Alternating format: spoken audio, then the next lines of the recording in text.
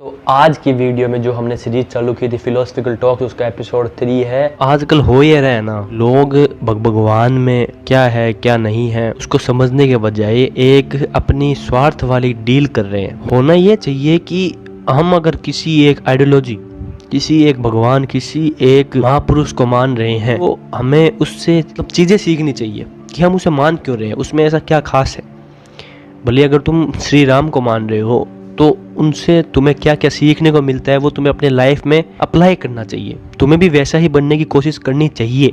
अब कई लोग कहेंगे वो तो भगवान थे, मैं वैसा नहीं बन सकता, पर तुम ये नहीं समझते कि अगर वो एक, तुम मान रहे हो कि वो एक भगवान है, उनका उद्देश्य तो यही होगा ना कि इंसान उनसे कुछ सीखे। पर जबकि हो रहा उल्टा है, इंसान यहाँ पे सीखने के बजाय अंध भक्ति में उनको मान रहे हैं और उनका जो मूल रूप है ना वो समझ ही नहीं पा रहे हैं। मूल रूप ये नहीं है कि तुम उनकी सिर्फ ऊपर से दिखावा करो कि मैं उनको मानता हूँ, उनकी सिर्फ पूजा ही करो और उनको उनका जो एसेंस है उनको ना मानो। अगर उनको मानना है, वो मानने में ये है कि तुम उनकी जो भी बातें तुमने आज तक सीखी है वो तुम अपनी ज़िंदगी के अंदर अप्लाई करो। श्री कृष्ण को मानते हो तो उन्होंने जो भी बातें गीता में कही है, जो भी उनकी लाइफ में तुम्हें सीखने को मिलता है वो तुम अप्लाई करो। भगवान ही नहीं, बाकी कोई भी पुरुष है, कोई भी महापुरुष है, तुम उनसे बहुत बढ़िया उनको मानते हो तो उनकी अंधभक्ति नहीं करनी है तुम्हें कि तुम्हें कुछ पता है नहीं फिर भी हाँ बाकी लोग कर रहे हैं तो मैं भी उनको मान रहा हूँ। नहीं, उनसे तुम्हें क्या सीखने को मिला वो अपनी लाइफ में अप्लाई करो और खुद की लाइफ को चेंज करो। तब मैं कह सकता हूँ या फिर मान सकता हूँ कि तुम सच में उनको मानते हो। अगर तुम बस उनको पूज रहे हो, उनको बस मान रहे हो और जो वो तुम्हें सिखा रहे हैं वो तुम लाइफ में अप्लाई नहीं कर रहे हो तो फिर तुम उनको क्या ही मान रहे हो। तुम उनको मान नहीं रहे हो, तुम बस दिखावा कर रहे हो मानने का, और ये चीज़ तुम्हें खुद को नहीं पता है और इसके बारे में तुम्हें अवेयर हो जाना चाहिए। श्री राम से तुम सीख सकते हो कि कैसे अपने प्यार के लिए, अपने प्रेम के लिए तुम कुछ भी कर जाओ अगर तुम्हारा प्रेम सच्चा हो तो। और उनसे ये भी सीखना चाहिए कि सारे इंसान इक्वल होते हैं।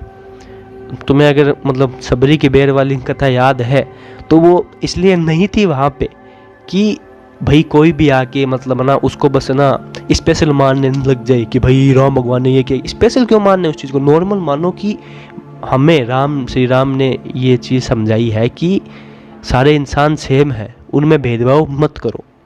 केस लो अगर श्री कृष्ण का तो उसमें भी सेम ही बात है ना। उन्हें चीज़ें बहुत सारी बताई है गीता के अंदर, कैसे अपने दिमाग को कंट्रोल करो, कैसे जो भी चीज़ें गलत है उनसे दूर रहो, कैसे जो भी तुम्हारे लक्ष्य है उनकी तरफ जाओ, वो हर कण कण में है। कैसे सारे भगवान, सारे इंसान, सारी जितनी भी नेचुरल चीज़ें हैं वो सब एक है क्योंकि वो कण कण में है। तुम्हें एक अच्छा इंसान बनते हुए सारे एक अच्छे रास्ते पे जाना चाहिए। जो भी बातें, जो मैं सारी कवर नहीं कर पाऊंगा अभी, जो भी तुम्हें उनसे सीखने को मिलती है वो अप्लाई करो अपने नेचर में। हो ये रहा है कि सिर्फ नाम लेने को, उनके नाम को बार बार ले लो, उनके बारे में सोच लो, उनके बारे में इंस्टाग्राम पे स्टेटस चढ़ा दो तो हमने मान लिया। बट जबकि अगर तुम ये सब नहीं करते हो, उनको तुम याद भी नहीं करते हो, बट फिर भी उनसे जो तुम्हें सीखने को चीज़ मिली है वो तुम अपने लाइफ में अप्लाई करके एक अच्छे इंसान बन जाते हो। जो भी तुम्हें सीखने को मिलेगी, जिससे भी तुम्हें सीखने को मिला है उससे तुम सीख के अपने लाइफ में अप्लाई करोगे तो वो ज़्यादा बेटर होगा बाकी सब चीज़ों के। मेन उद्देश्य ये नहीं था उनका कि तुम उनको बार बार याद करो। मेन उद्देश्य उनका यही था कि तुम उनसे जो तुमने चीज़ें सीखी है वो तुम अपने लाइफ में अप्लाई कर लो और एक अच्छे इंसान बन जाओ। जो वो तुम्हें सिखाना चाहते थे, जो तुम्हें समझाना चाहते थे वो तुम लाइफ में मान लो और वो अप्लाई करो। थोड़ा अप्लाई करके देखो कि उन्होंने ऐसा क्यों किया था। जो भी मैसेज तुम्हें मिला है वो तुम्हें अप्लाई करना जरूरी है। अद्वैत वेदांत में एक बात कही गई है, आदि शंकराचार्य की है फिलॉसफी, वो उसमें समझाया गया है कि जो पूजने वाले को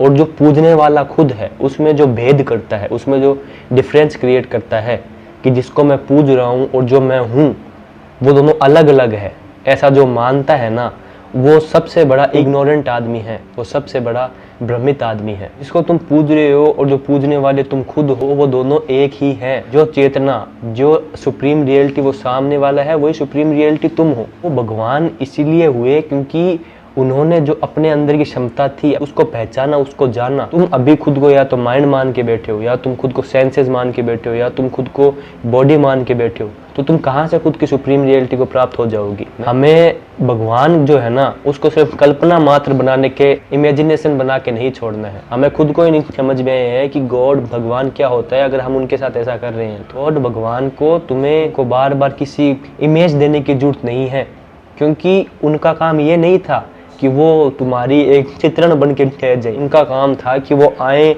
वो इस दुनिया में आके इस दुनिया में रहें और ऐसे ऐसे काम करें कि उनकी लाइफ से तुम सीख के अपनी ज़िंदगी में खुद आगे बढ़ो। जो सुप्रीम रियलिटी है, जो क्रिएटिव सोर्स है, ऐसी होगी जिसके बारे में तुम सोच भी नहीं सकते हो। अगर तुमने उसके बारे में सोच के उसमें कुछ गुण भी डालने स्टार्ट कर दिए ना कि भगवान तो ऐसा होता है, भगवान तो वैसा होता है, तो अभी तुमने भगवान को बस एक इमेजिनेशन ही मान लिया और उसकी जो रियलिटी थी उससे दूर होते जा रहे हो। अगर भगवान को जानना है कि भगवान क्या है तो उसके लिए तुम्हें खुद को उसका एक्सपीरियंस लेना होगा। उनको ऐसा बनाओ कि ये सिर्फ पूजने के लिए नहीं है, ये मेरे ही एक पार्ट है। अगर तुम किसी भी भगवान में, किसी भी महापुरुष में मानते हो, उसकी अच्छी टीचिंग्स क्या है वो ज़िंदगी में सीख के खुद की ज़िंदगी में अगर तुमने अप्लाई कर ली तो तुमने ऐसा मान लो कि तुमने उनको खुश ऑटोमेटिकली कर दिया है, क्योंकि मैं ही इनका एक पार्ट हूँ। अगर तुम ऐसा कर लेते हो तो उनका उद्देश्य तब होगा फुलफिल, ना कि बस ऊपर ऊपर से जो चीज़ मेन थी वो तो की नहीं, उनकी ना कोई चीज़ सीखी, ना उनसे कोई चीज़ मानी, और बस उनके नाम पे एक दूसरे से लड़ाइयाँ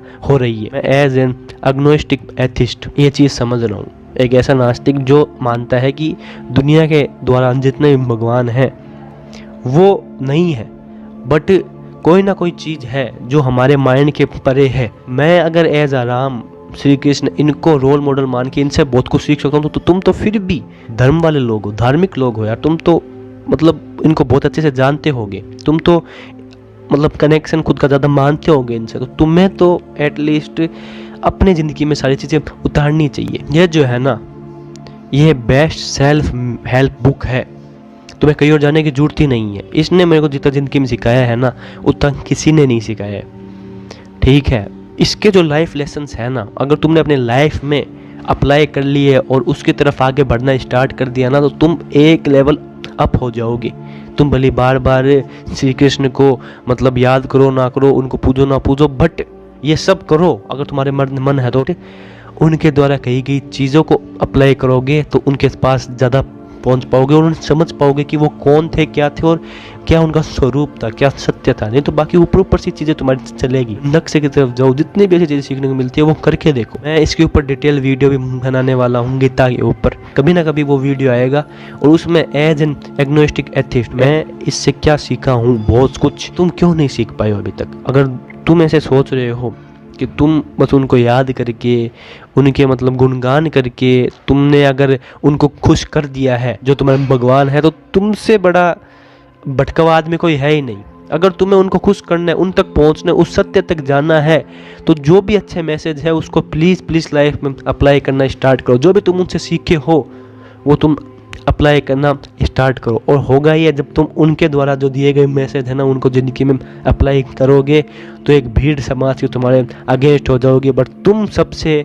मतलब पहले इंसान होगे जो सच में उन्हें फॉलो कर रहा है। उनके मैसेज को फॉलो करो जो वो कहना चाहते थे। अब थे वो तुमने एज अ ह्यूमैनिटी वाले लेवल में, एक ह्यूमन लेवल में वो तुम है ही नहीं तुम्हारे अंदर। तुम नफरत मान के बैठे हो अपने मन में एक दूसरे इंसान के लिए, तो तुम उनसे बहुत दूर रह जाओगे, उस सत्य से बहुत दूर रह जाओगे। मेन बात है जो वो समझना चाहते थे, क्या तुम समझ चुके हो? रिलीजियस बुक नहीं है ये बुक हर इंसान के लिए है, क्योंकि इसमें तुम्हें बहुत कुछ सीखोगे। तो हर एक ऐसी चीज़ को पढ़ो जो तुम्हारे दिमाग को खोले और जो तुम्हें सिखाए।